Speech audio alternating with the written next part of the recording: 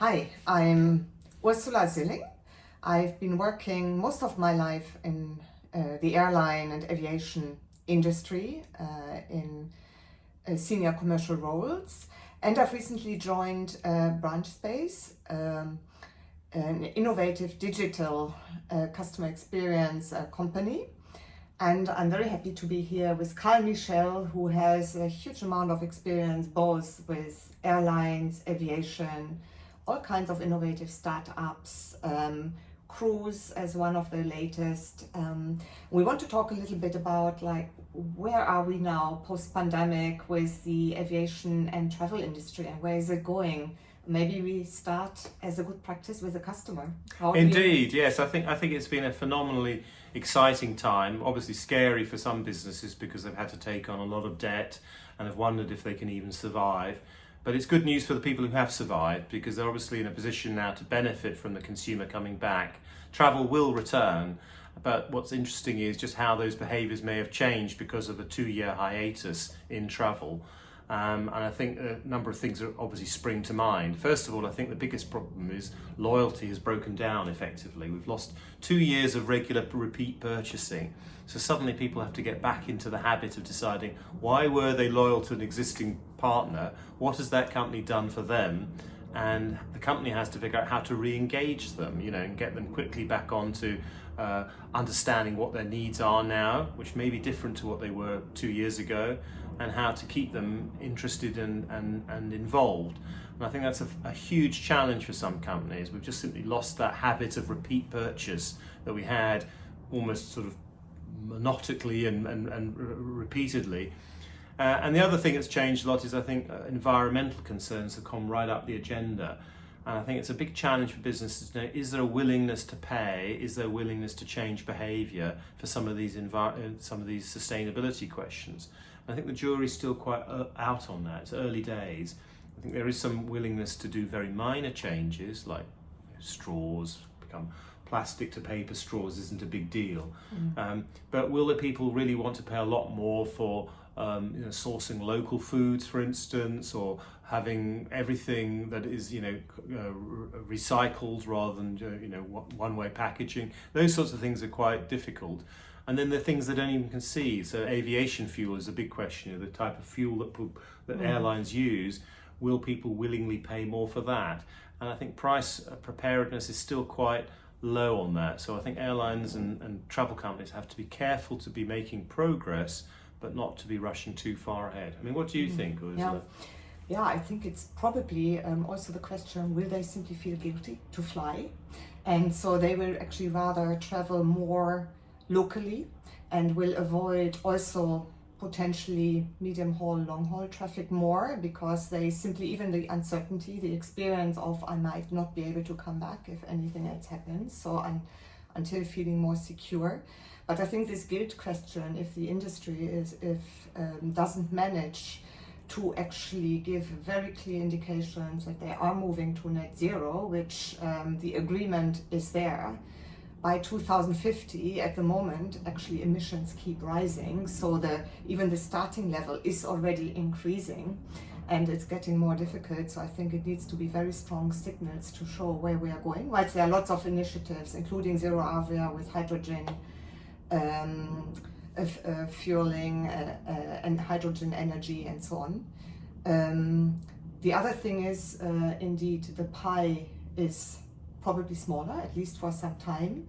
So loyalty and customer experience become even more important. And loyalty probably, in addition to what you said, Carl, also in terms of engaging the customer beyond the pure travel experience, whether it's a flight or cruise, but engaging with also other activities. And that's something which maybe many industry players haven't really learned and are not used to. So there is this whole skill question as well, and let alone digital, where I think many have not seized all of the opportunities before, and now it's definitely not a choice anymore. So they also have to cope with this. So they are facing quite a lot of challenges and almost need to maybe step back and actually say, where are we going to start? How are we going to get really our shopping window in order? how do we ensure we understand our customers better so that we can get more tailored offers? And all our history is actually being thrown overboard. It was already lots of indications that historic data were getting less and less relevant because customers are also changing so much, this international lifestyle, globalization. And it now, for sure, decisions, even travel decisions, are made even more real time, which means the risk from the players in terms of last minute bookings are almost the norm. So how do I ensure that they do decide for me instead of for others? How do I really differentiate? How do I create great digital experiences, which customers also get used to with Google, Amazon and co every day? Yeah, I think the customer experience has clearly changed dramatically, and the experience over the last 2 years when a lot of people discovered they couldn't travel or they couldn't even get the refunds on the money they'd spent means people are suddenly putting different things higher up on their agenda. So things like instant flexibility and being able to change plans at short notice are much, much more important than in the past. And I think because also the last 2 years people haven't travelled very much, a surprising number of people, our research indicates, have saved a lot of money. I know even from work, you don't have to commute to work, you haven't been buying coffees. So, typically people have saved a lot of money, the average person anyway. So I think when travel does start to resume in earnest next year, I think what we'll see is that there will be a lot more people focused on really experiential travel, making sure the travel experience is very much tailored to their needs. And I think companies that actually respond to that and really understand their customers will profit from that. But also it's understanding the customer doesn't vanish just when they finish their trip, they're still there. So customers that manage to retain the loyalty between purchase experiences will do better. That's clearly another consideration. What we found in our research actually in river cruising, which is a sector I'm now involved in as well, is that customers are very concerned about sustainability. It's very big on their agenda. And that's great news in a way, because I think companies have been a bit reluctant to make innovations that might be a bit awkward for customers. They are willing to now make changes to their lifestyle. Ursula described, I think, flight shaming, which I think is certainly a theme for some people, and I think people will be more conscious about taking trips as often as they did, and certainly on shorter sectors there's easily often a train as an alternative. So airlines need to be aware that that is going to be on consumers' mind. There is a guilt complex now built into some of the travel, and they need to think how they're going to make customers feel comfortable about flying again, even when perhaps they don't have to fly as often as they did before because patterns have changed. And it'll be interesting to see also how the leisure and business traffic situation develops differentially. At the moment, airlines realise, of course, that business travel will take longer to recover, so they've adjusted their networks, but also may mean they have to adjust their products, because you're going to get a different sort of mix of customers, and maybe a bigger mix of long-haul customers travelling leisure than they had before, but far fewer business travellers. So all these things are going into making a very dynamic environment where you simply can't rely, as Ursula said, on what was true 3 or 4 years ago. It is now very different, a very different world. Yeah, and for sure, one for all is not enough anymore. It's almost like every traveller wants to actually create their own product, their own experience. And it also means in terms of competitive environment, and there are lots of studies which show that it's not enough anymore to just have an okay quality and the right price. Actually, they expect much more from a company, and sustainability is one of it, but it's also they want to be inspired, and they actually get inspiration every day in all kinds of activities that they are doing, particularly from a lot of innovative tech companies in their daily life. So they want this, they expect this from the company. They also expect good behavior from the company and from the organizations they decide to buy with, in terms of how they treat their staff, the vision that they create next to sustainability, so that they are kind of taking responsibility. So it's not this easy anymore as a brand and which means that loyalty and the way you approach your customers and personalize, or give the opportunity to personalize, really personalize in real time, is getting more important.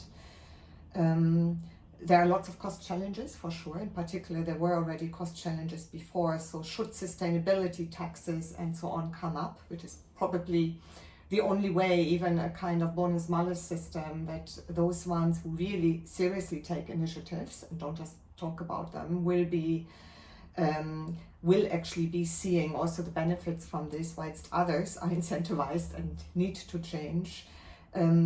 I guess travelers are not necessarily prepared just to pay so much more, whilst expectations do keep rising. So I think those are other challenges, which means it's getting your house in order, going up, down to the basement to really ensure that everything is kind of sorted, even those problems you avoided.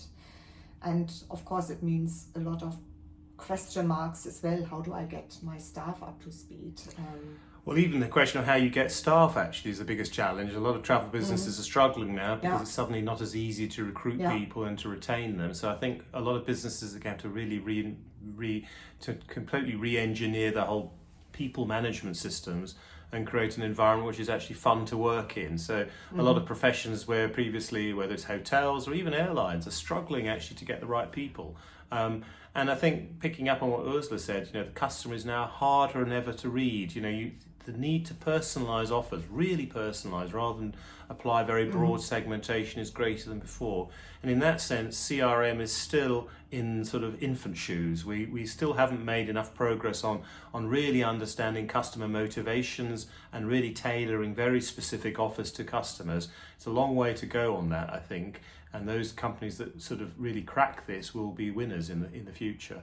So I think there is an opportunity out there for the survivors and for the winners, but it's a tougher environment because the environment has generally become just that much more difficult. And maybe another big upside, big opportunity is innovation has no limits anymore, because the technology is out there now, which maybe was still missing a couple of years ago. I think the capabilities are there.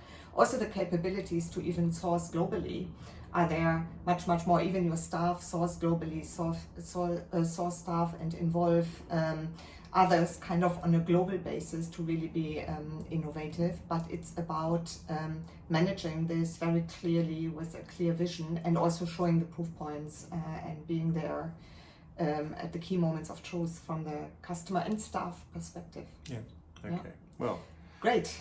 Nice to chat, Ursula. Thank you very much. Thank you. Take care, everyone.